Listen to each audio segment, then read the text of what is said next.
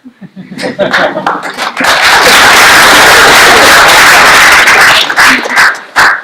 and good afternoon. Thank you all for being here today. For my senior project, I studied and learned American Sign Language, or as it's commonly referred to, ASL. Each week, I attended a 2.5-hour class at the Sign Language Center in New York City. I met an amazing group of people, all learning ASL for different reasons. Some had deaf children, and some just had some extra time and wanted to pick up a new skill. I was there to soak up new knowledge, learn a new language, and experience something I had never known before. And that I did. During the weekly classes, I learned useful vocabulary and common phrases. I learned about deaf culture and deaf awareness. We played games, told stories, and explored the language. All of the staff at the Sign Language Center are deaf, including my teacher. At first, I was nervous that this would make it really hard to communicate or for me to ask questions, because if any of you know me, you know that I ask a heck of a lot of questions in order for me to understand something. As soon as my first class started, my worries sailed away and I realized that communication would be no issue between students and teachers. One thing that I thought was really cool is that at the Sign Language Center, they actually held 2 classes in the same room at the same time. How that works, you might ask? Well, there's no voicing or sound other than laughter during the classes, so it's really no problem at all. Before I go any further, can I just get a show of hands? Has anyone ever met someone that's deaf? Wow, that's great. And for the shout out answers, when you first met them, did you know that they were deaf? No? Exactly. So, my point is that deafness is the disability that you can't see. It's not marked with a wheelchair or a cast. Something I thought that was cool is that some people have service dogs that are trained to recognize sign language. So let's say water's boiling on the stove. The dog would hear the sound and then alert their owner to tell them that the water has boiled. The dog can also recognize other signs and obviously other sounds to tell their owner what's going on around them. Now, learning sign language is not just like playing charades. It is not a direct translation from English, nor is it an international language. There is Spanish Sign Language, and German Sign Language, and sign language for basically every other language that you might know. ASL is also offered in most colleges and some high schools as a modern foreign language. Unlike English, American Sign Language has its own syntax and grammatical structure. For example, hearing people like us might say, tomorrow I'm going to the store, but it might be signed as, store tomorrow go maybe I, which sounds really funny to us, but is completely normal in sign language. When ASL is interpreted, it is interpreted for meaning, not word for word. Sign language is a 3-dimensional language. It utilizes all of the surrounding space. When signing, it is imperative to provide as much detail as possible. Facial expressions are also crucial to the language. Facial expressions reflect emotion, just as hearing people use intonation in their voice. Deaf people use facial expressions to symbolize and reflect emotions or signs. As an example, I'll use the word happy. So this is how you produce the sign for happy. Are you very happy? A little bit happy? The same goes for other things like confused. That's how you produce a sign for confused, are you? Really confused? Just a little bit confused, not quite sure what's going on. So you can see the difference.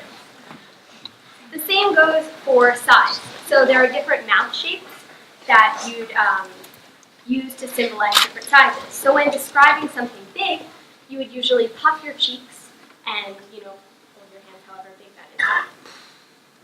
And exhale at the same time. And for something small, you would make a small O shape with your mouth and inhale. So, and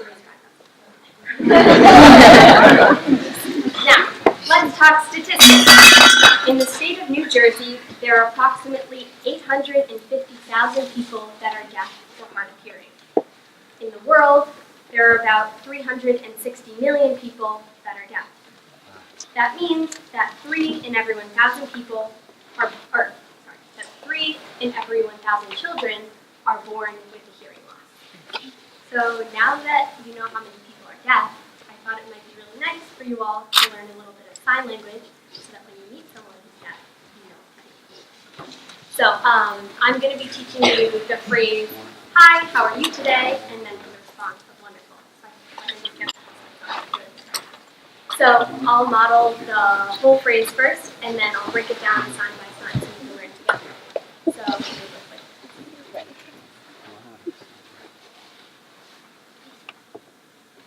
So again, that's "Hi, how are you today?" with the response of "Wonderful."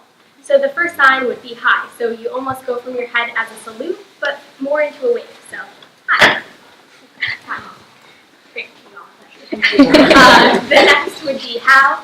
So if you make your fingers almost into a thumbs up, but have your palms a little bit more open, you can bring your knuckles together and then move your dominant hand, for me it's the right hand, out to the person that you're addressing. So you. You. Let's keep your knuckles together. Sorry. You. So let's put those two together. So, "Hi." You. The next, sorry, "How," not you. The next one, sorry, that was "How." The next is "You," so you just point to the person that you're addressing. So I'll address all of you, so you. You. Oh, you. You also. So let's put all of those 3 together. So, "Hi, how are you?" Hi, how are you? And then the last sign would be "Today." So if you bend your arm so that your elbow is here and your index finger up, you can place your elbow on the other hand and just go down. Awesome. So, and then the response is "Wonderful." So you kind of give 2 little love taps to the air. Wonderful. So if you want to match up with partners and try that one at 2 times.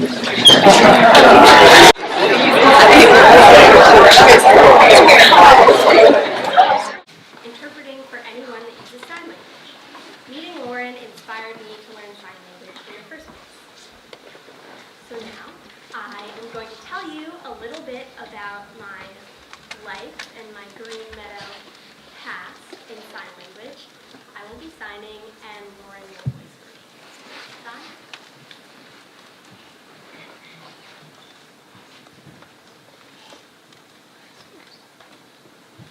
Hello again.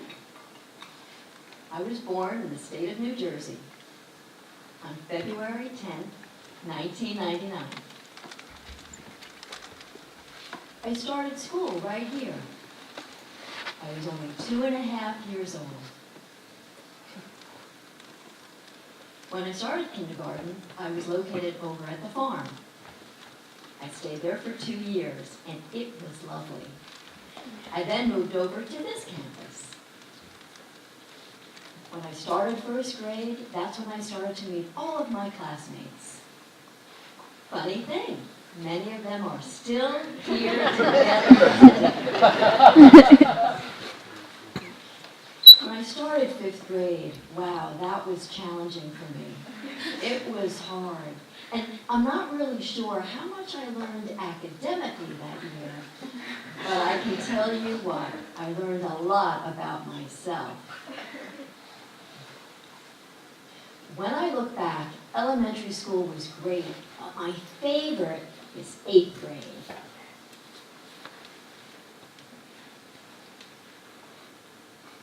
During high school, I became more independent, more confident and self-aware. And that's because I had more opportunities afforded to me. It was a new experience that all of my teachers were working on a rotating schedule. No surprise for those that know me, I was involved with every extracurricular activity there was. My favorite was community theater, specifically stage crew. During 10th grade, I participated in a foreign exchange program. I flew to Germany and stayed there for 4 months. When I came back home, I started working at a restaurant. simply because I loved food. Now today, as we prepare to graduation and the countdown begins, I remember all of the great times I've already had here, and I thank you for being part of that.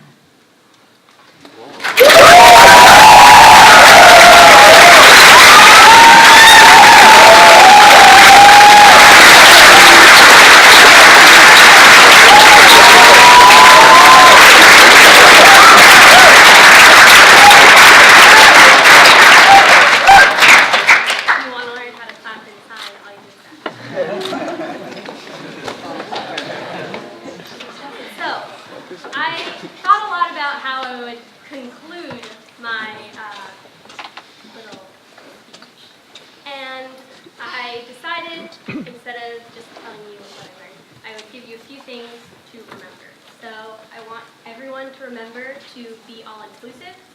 That people are people, no more than anyone.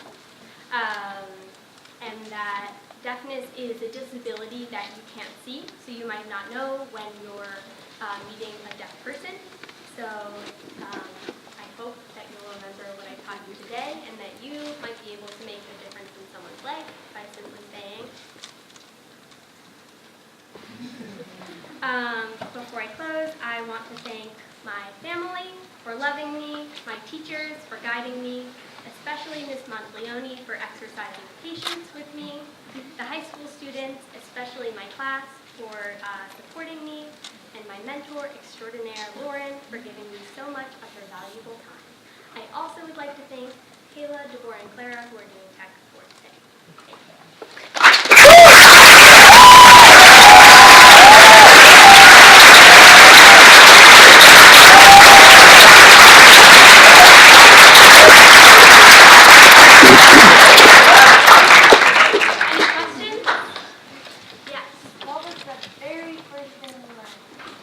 What was the first thing I learned? So the first thing I learned was, I guess, hi. Yeah. How did you communicate with your teacher? Great question. How did I communicate with my teacher? So the class that I was taking was, it's a small organization, and the owner, Alan, created a PowerPoint that we work off of, but by no means were we not conversing. There were games that we played and different activities that we do with partners that really helped me learn. We also had a whiteboard in the classroom, but my teacher, Brian, really didn't use that very often. Yeah. Was it ever challenging to remember all the different motions? Was it challenging to remember the motions? Yes, it is. It takes practice. Just like any other language, sign language is something that you have to practice, and by no means am I an expert, but I hope that I'll be able to practice more and get better. But yeah. So sometimes you were mouthing, it looked like you were speaking, kind of mouthing the words. Is that part of the facial expression part of it, or is it important, or is it just kind of a Yeah. I think it really depends on who you are. So some deaf people, or just hearing people that sign, do mouth things. Other people do not at all. So sometimes it's difficult if their mouth is totally closed to understand, because subconsciously we rely a little bit on people's mouth shapes. So it's sometimes common, sometimes not. It really depends. But for me, it's easier for me to remember what I'm doing and to make the connection with the word and the movement at the same time. Yeah. When you're talking now just with your classmates or with your friends, you ever find yourself like doing some of the language, like speaking? Yeah, both at the same definitely. I definitely have adopted a bit of the movement. I know when I first met my mentor, Lauren, she would constantly be moving, and just like her hands all the time. And so I hope I got a little bit of that. And when I hear a word that I know the sign to, I'm like, oh, that word. Yeah, there's a word. Since you started, have you ever just run into someone who was deaf and been able to communicate with them, just by chance? I have not knowingly. I may have, but I have not had a conversation by chance with a deaf person. Yes. When you dream, do you ever communicate with people in your dreams in sign language? That's a good question. Do I dream in sign language? I do not yet. Although one day maybe I will. How would you compare it to your German? Is it? That's a great question. Yeah. Actually, I think learning another language in school helped me a ton, especially with the different sentence structures, because that might be a first-time experience for some people, so it was sometimes easier for me in my class. They'd put up a sentence and have us translate that into sign language, and definitely knowing German helped me be able to do that with ease. Yeah. What about names? Names. Yeah, so right now I'm a beginner, so I finger spell my name. So my name is Emily. Yeah, finger spelling was probably the most difficult part. But sign names. So every deaf person, or most deaf people, have sign names. So that's a name that was given to them by maybe their parents or another deaf person. And usually it's not just the finger spelling of their name. It usually has something to do with their character. So if you smile a lot, maybe it's something with your smile. So if your name started with an L, maybe you would go with smile, or you have rosy cheeks, so it's something with your cheeks, or you have a nice belly, it might have something to do with that. Yeah. Am I going to continue? I hope so. I don't know if I will continue my classes right now, but in college I hope to either join an organization or take some classes. Yeah. Yeah. Doesn't like a deaf person have to Yeah, so to get a sign name, it does have to come from a deaf person. So I right now do not have a sign name, so when I make more deaf friends, hopefully they'll be cool. Any other questions? Yeah, hi. I'm wondering if fluency is a term that's used to describe one's facility with sign language, and if so, how long would it take, how much practice do you think it would take to become fluent? That's a good question. So the question is, how long does it take, I guess, to be fluent, or is that a term that's used? Yes, that is the term that's used to be fluent in sign language. I think I'm not fluent, obviously.